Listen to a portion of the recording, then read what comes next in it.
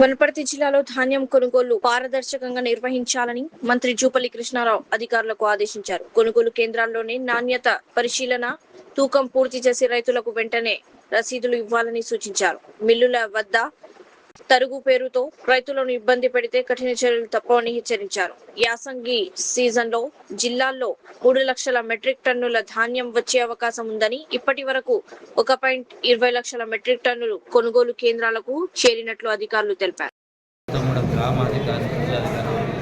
అలాగే ఆ మార్కెట్లో కొనుగోలు చేసేటువంటి మహిళా సంఘాల వాళ్ళు, అలాగే ప్రైమరీ అగ్రికల్చరల్ సొసైటీ అధికారులు, అలాగే ట్రాన్స్పోర్ట్ కాంట్రాక్టర్స్, అలాగే మిల్లర్స్ అందరినీ సమీక్షించారు.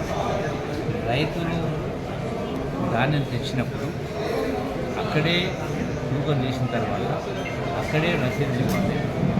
ఒకసారి తూకం చేసినాక రసీదు ఇచ్చిన తర్వాతనే ట్రాన్స్పోర్ట్ ఆ రసీదు ఇవ్వకుండా ఊరు బయటకు తీసుకుంటారు. రెండవది, ఎక్కడ కూడా ఏదున్నా ఆ గ్రామంలో కొనుగోలు కాడనే అన్యాయం జరగాలి తప్ప ఆ కొనుగోలు జరుగుతుందా రసీదు ఇవ్వకుండా ఆ రైస్ మిల్ జరుగుతుందా 4 కిలోమీటర్లు తగ్గింది, 6 కిలోలు తగ్గింది, ఇది బేరసారాలకు కుదరదు.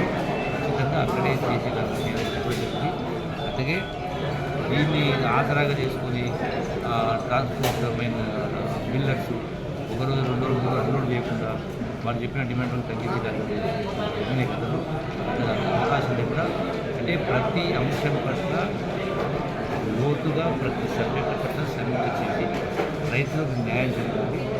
ఈ కొనుగోలు ఎక్కడ కూడా వాళ్ళ దోపిడీకి ఎక్కడ కూడా గురి కావద్దని స్పష్టంగా వాళ్ళ పండించబడ్డ ధర స్పష్టంగా వాళ్ళ ఖాతాలో మాట్లాడడం జరిగింది. సరే, కొంత గోదాంలో కొంత ఉంది, అలాగే అమ్మాయిల కొంత ఉంది. ఎందుకంటే అమ్మాయిల నుండి అది ఎక్కడి నుంచి బీహార్కి రావాల్సి వస్తుంది. ఇక్కడ వాళ్ళు మరి ఆ పని లేట్ వాళ్ళు వచ్చి అలోడ్ చేస్తూ ఉంటారు. కొంత అమ్మాయిలు కొత్త ఉంది, గోడ కొత్త ఉంది. దాన్ని అధిగమించడం కోసం ఎక్స్ట్రా రకరకాల మార్గాలు అన్నీ చూస్తాము. కొంతమైన రైతులకు ఇబ్బంది లేకుండా ఈ యొక్క మద్దతును అందించడం ఏర్పాటు చేస్తాము. ఇన్ని ఇబ్బందులున్నా, ఇన్ని అప్పులున్నా కూడా ఈరోజున మళ్ళీ ప్రభుత్వం గ్యారెంటీ తీసుకొని మళ్ళీ కేంద్ర ప్రభుత్వం కొనుక్కపోయినా కూడా ప్రధానమంత్రి మోడీ గారు వచ్చి మాట్లాడి మాట్లాడారు. కానీ రైతులకు మద్దతు ధర ప్రకటిస్తున్నారు కానీ కొనడం లేదు. ముఖ్యంగా ఈ యొక్క లో ప్రైస్ అంటే రెండు రకాలు కొనడం లేదు. కొన్ని లక్షల మెట్రిక్ టన్నులు వస్తూ ఉంటే వాళ్ళు వేల టన్నులు కొనడం లేదు. రాష్ట్రానికి సంబంధించి నాకు తెలిసి 60-70 లక్షల టన్నులను వాళ్ళది 20 రూపాయలు కొనడం లేదు. అవంతా భారం అంతా కూడా రాష్ట్రంపై పడతా